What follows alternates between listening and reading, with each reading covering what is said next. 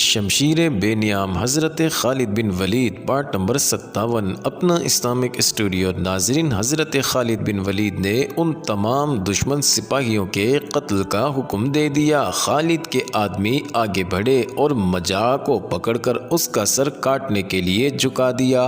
اسے قتل کرنے والے کی تلوار ہوا میں بلند ہوئی۔ ہاتھ روک لو! قیدی سواروں میں سے ایک، جس کا نام ساریہ بن عامر تھا، چلایا، اس آدمی کو زندہ رہنے دو، یہ تمہارے کام آ سکتا ہے۔ ناظرین، تب انکشاف ہوا کہ مجاع بنو حنفیہ کے سرداروں میں سے ہے، لیکن یہ پھر بھی نہ بتایا گیا کہ یہ سالار بھی ہے۔ ناظرین، خالد دراندیش تھے۔ کسی قبیلے کا سردار بڑا قیمتی یرغمال ہوتا ہے، اسے کسی نہ کسی موقع پر استعمال کیا جا سکتا تھا۔ خالد مجاع کے پاؤں میں بیڑیاں ڈلوا کر اسے اپنے خیمے میں لے گئے اور اسے اپنی بیوی لیلا کے حوالے کر دیا، باقی سب کو قتل کرا دیا۔ ناظرین، مسیلمہ کے لیے مجاع کی گرفتاری کوئی معمولی نقصان نہیں تھا، لیکن وادی حنفیہ وہ پندہ تھا جو اس نقصان کو پورا کر سکتا تھا۔ اس کے علاوہ مسیلمہ کے لشکر کی تعداد 40,000 تھی اور مسلمانوں کی تعداد 13,000 تھی۔ مسیلمہ کے پاس گھڑ سوار اور شتر سوار دستے زیادہ تھے۔ بعض مورخوں نے مسیلمہ کے لشکر کی تعداد 30,000 لکھی ہے، بہرحال تعداد 40,000 سے زیادہ تھی، کم نہ تھی۔ ناظرین، خالد کی ایک کمزوری تو یہ تھی کہ لشکر کی تعداد خطرناک حد تک کم تھی۔ دوسری کمزوری یہ کہ وہ اپنے مستقر یعنی فوجی ہیڈ کوارٹر مدینہ سے بہت دور تھے، جہاں کمک اور رسد کا پہنچنا ممکن نہیں تھا۔ انہیں صرف ایک سہولت حاصل تھی۔ ناظرین، اس علاقے میں پانی اور جانوروں کے لیے ہرے چارے کی کمی نہیں تھی۔ وہ زرخیز کھیتوں اور باغوں کا علاقہ تھا۔ مسیلمہ کو ہرے بھرے کھیتوں اور باغوں کا غم کھا رہا تھا۔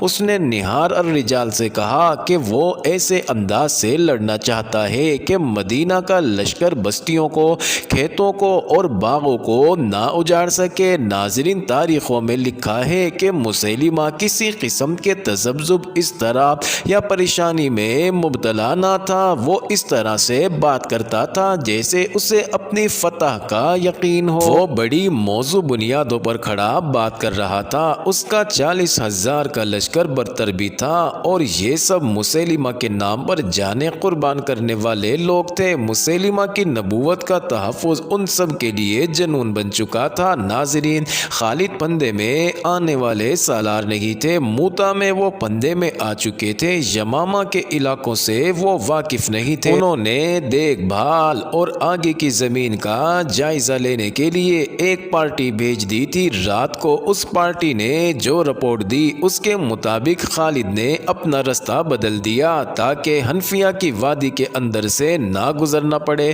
وہ ذرا دور کا چکر کاٹ کر آگے نکل گئے۔ مسیلمہ نے بھی دیکھ بھال کا انتظام کر رکھا تھا۔ اسے اطلاع ملی کہ مدینہ والے آگے نکل گئے ہیں تو اس نے اپنا لشکر بڑی تیزی سے اقربہ کے میدان میں منتقل کر دیا۔ ناظرین، خالد کی نظر اسی میدان پر تھی، لیکن دشمن پہلے پہنچ گیا تھا۔ خالد نے ایک جگہ دیکھ لی جو میدان سے بلند تھی۔ انہوں نے وہیں اپنا لشکر روک لیا، وہاں سے وہ مسیلمہ کے پڑاؤ کو اچھی طرح دیکھ سکتے تھے۔ ناظرین، مسیلمہ نے اسی میدان کو بہتر اور موزوں سمجھا تھا۔ ایک تو اس نے اپنے لشکر کا تمام تر ساز و سامان اور مال و اسباب اپنی خیمہ گاہ سے پیچھے رکھا تھا، دوسرے یہ کہ کھیتیاں اور باغات بھی لشکر کے پیچھے تھے، ان سب کی وہ بڑی اچھی طرح سے حفاظت کر سکتا تھا۔ اس نے یہ بھی دیکھ لیا تھا کہ خالد یہاں سے آگے یمامہ کو بڑھے تو وہ ان پر عقب سے حملہ کر دے گا۔ خالد بھی اس صورت کو بھانپ چکے تھے کہ وہ یہاں سے آگے بڑھے تو مارے جائیں گے۔ مسیلمہ نے اپنے لشکر کو 3 حصوں میں تقسیم کر دیا۔ ناظرین، اس نے دائیں حصے کی قیادت نہار الرجال کو دی، بائیں حصے کا سالار محکم بن طفیل تھا اور درمیان میں یعنی قلب میں وہ خود رہا۔ اس نے اپنے بیٹے کو، جس کا نام شرجیل تھا، اسے کہا کہ وہ لشکر سے خطاب کرے۔ اپنا اسلامک اسٹوڈیو کے معزز ناظرین، ایک شرجیل بن حسنہ صحابی رسول حضرت خالد کے لشکر کا سالار بھی تھا۔ مسیلمہ کے بیٹے کا نام بھی شرجیل تھا۔ ناظرین، شرجیل گھوڑے پر سوار ہوا اور اپنے لشکر کے تینوں حصوں کے سامنے باری باری جا کر کہا، اے بنو حنفیہ، آج اپنی آن اور اپنی آبرو پر مر مٹنے کا وقت آ گیا ہے۔ خدا نے تمہارے نبی کو نبوت دی ہے، آج اپنی نبوت اور آبرو کی خاطر اس طرح لڑو کہ مسلمانوں کو پھر کبھی تمہارے سامنے آنے کی جرت نہ ہو۔ اگر تم نے پیٹھ دکھائی تو دشمن تمہاری بیویوں، تمہاری بہنوں اور تمہاری بیٹیوں کو لونڈیا بنا لے گا اور اس زمین پر ہی جو تمہاری زمین ہے ان کی آبرو لوٹے گا۔ کیا تم یہ منظر برداشت کر لو گے؟ ناظرین، مسیلمہ کے لشکر کو جیسے آگ لگ گئی ہو، وہ مسیلمہ کے نام کے نعرے لگانے لگے، گھوڑے کھر مار مار کر ہنہنانے لگے۔ خالد اس صورتحال کا مقابلہ کرنے کے لیے تیار تھے کہ مسیلمہ کا لشکر ان پر فوراً حملہ کر دے گا۔ نفری کی افراد کے زور پر مسیلمہ کو حملہ کر دینا چاہیے تھا، لیکن مورخ لکھتے ہیں کہ وہ جنگ کے فن میں مہارت رکھتا تھا، اس نے حملے میں پہل نہ کی۔ اس کا خیال تھا کہ پہلے خالد حملہ کرے اور دفاع میں لڑا جائے اور جب مسلمان تھک جائیں تو دائیں بائیں سے حملے کر کے انہیں ختم کر دیا جائے۔ ناظرین، اس دور کی تحریریں بتاتی ہیں کہ خالد مسیلمہ کی چال نہ سمجھ سکے۔ انہوں نے اپنے سالاروں سے کہا تھا کہ مرتدین سے آمنے سامنے کی جنگ اس طرح لڑی جائے کہ اسے اپنے دستوں کو ادھر ادھر کرنے کی مہلت نہ ملے اور وہ دفاعی لڑائی لڑتا رہے۔ ناظرین، خالد کو توقع تھی کہ 13,000 سے 40,000 کو اسی طریقے سے شکست دی جا سکتی ہے کہ اسے کوئی چال چلنے کا موقع نہ دیا جائے۔ ناظرین، اس وقت کے رواج کے مطابق خالد کو بھی ضرورت محسوس ہوئی کہ اپنے لشکر کا حوصلہ بڑھائیں۔ خلیفۃ المسلمین نے خالد کی مدد کے لیے جو دستے بھیجے تھے ان میں قرآن کے حافظ اور خوش الہان قاری بھی خاصی تعداد میں تھے۔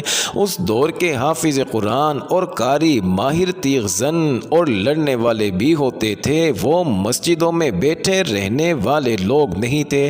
ناظرین، اس کے علاوہ خالد کے ساتھ وہ لوگ بھی تھے جنہوں نے ہر میدان میں اپنے سے کئی گنا طاقتور دشمن کو شکستیں دی تھی۔ خالد کے لشکر میں حضرت عمر کے بھائی زید بن الخطاب اور ان کے بیٹے عبداللہ بھی تھے۔ ناظرین، اس کے علاوہ ابو دجانہ بھی تھے جو جنگ احد میں ان تیروں کے سامنے کھڑے ہو گئے تھے جو رسول کریم علیہ السلام پر آ رہے تھے۔ انہوں نے اپنے جسم کو آپ علیہ السلام کی ڈھال بنا دیا تھا۔ خلیفۃ المسلمین کے بیٹے عبد الرحمن بھی تھے اور ایک خاتون ام عمارہ اپنے بیٹے کے ساتھ گئی تھی۔ معزز ناظرین، ام عمارہ جنگ احد میں باقاعدہ لڑی تھی۔ ان کے علاوہ وحشی نام کا حبشی بھی خالد کے ساتھ تھا جس کی پھینکی ہوئی برچھی نشانے سے بال برابر ادھر ادھر نہیں ہوتی تھی۔ قبول اسلام سے پہلے جنگ احد میں اسی وحشی نے حضرت حمزہ کو برچھی پھینک کر شہید کیا تھا۔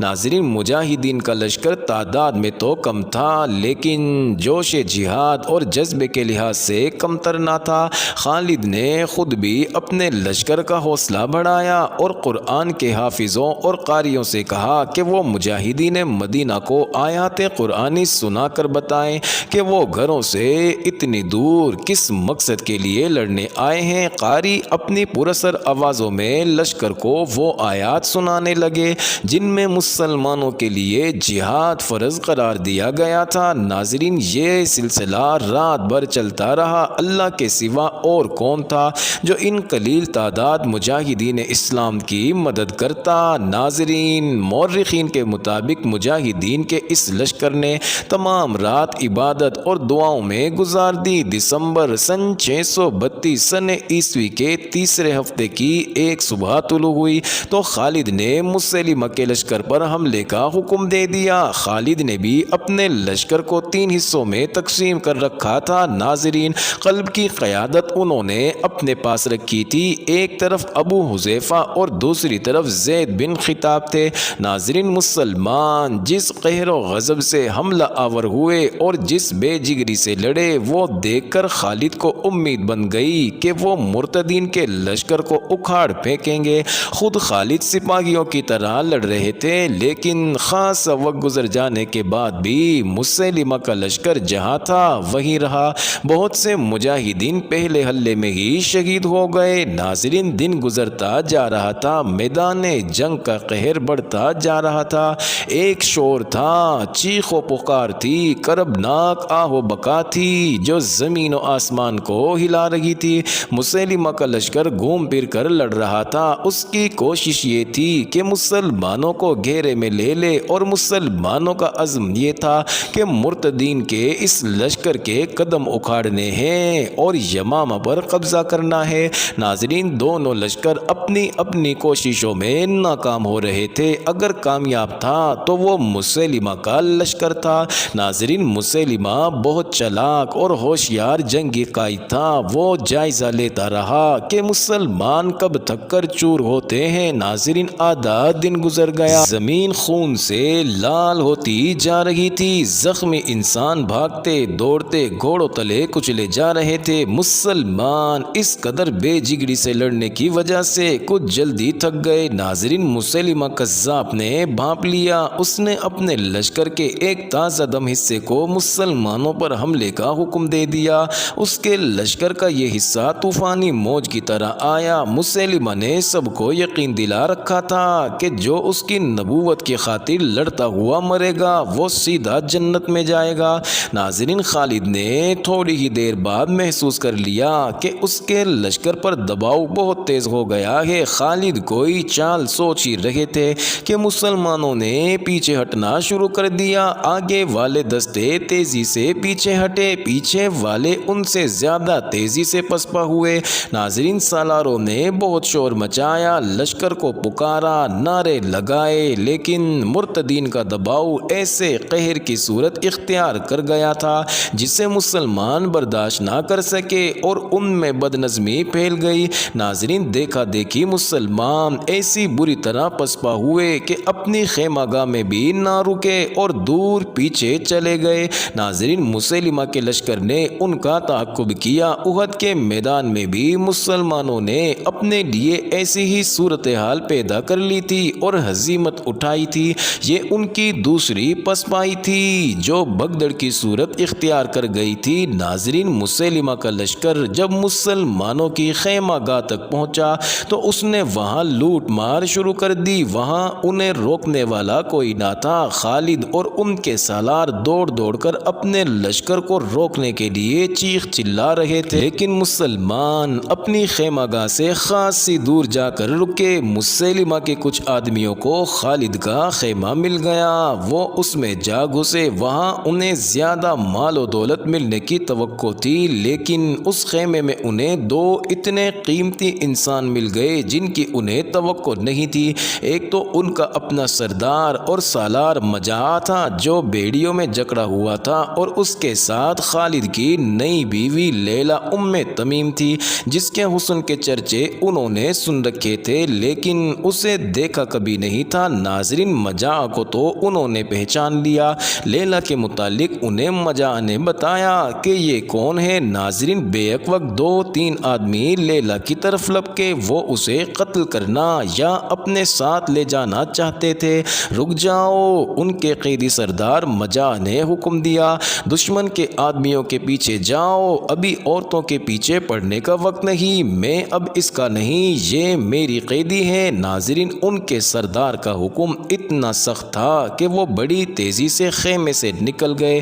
انہیں اتنا بھی ہوش نہ رہا کہ اپنے سردار کی بیڑیاں ہی توڑ جاتے۔ تم نے مجھے ان آدمیوں سے کیوں بچایا ہے؟ لیلا نے مجاع سے پوچھا، کیا تم مجھے اپنا مال غنیمت سمجھتے ہو؟ اگر تمہاری نیت یہی ہے تو کیا تمہیں یہ احساس نہیں کہ میں تمہیں قتل کر سکتی ہوں؟ تم نے میرے ساتھ جو اچھا سلوک قید کے دوران کیا ہے میں اس کے صلے میں اپنی جان دے سکتا ہوں۔ مجاع نے کہا، خدا کی قسم، میری بیڑیاں ٹوٹ کر تمہارے پاؤں میں پڑ جائیں تو بھی میں تمہیں مال غنیمت یا لونڈی نہیں سمجھوں گا۔ تم نے مجھے قیدی نہیں مہمان بنا کر رکھا ہے، میں نے تم پر کوئی احسان نہیں کیا۔ لیلا نے کہا، یہ مسلمانوں کی روایت ہے کہ دشمن ان کے گھر چلا جائے تو وہ اسے معزز مہمان سمجھتے ہیں۔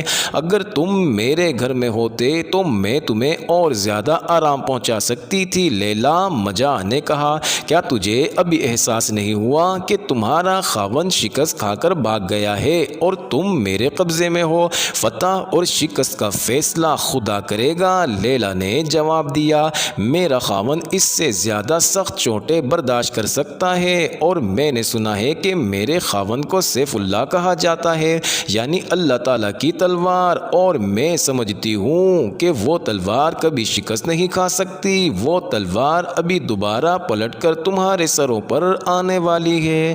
معزز ناظرین، یہ انٹرسٹنگ ویڈیو جاری ہے، اگلی ویڈیو قسط نمبر 58 میں دیکھنا مت بھولیے گا۔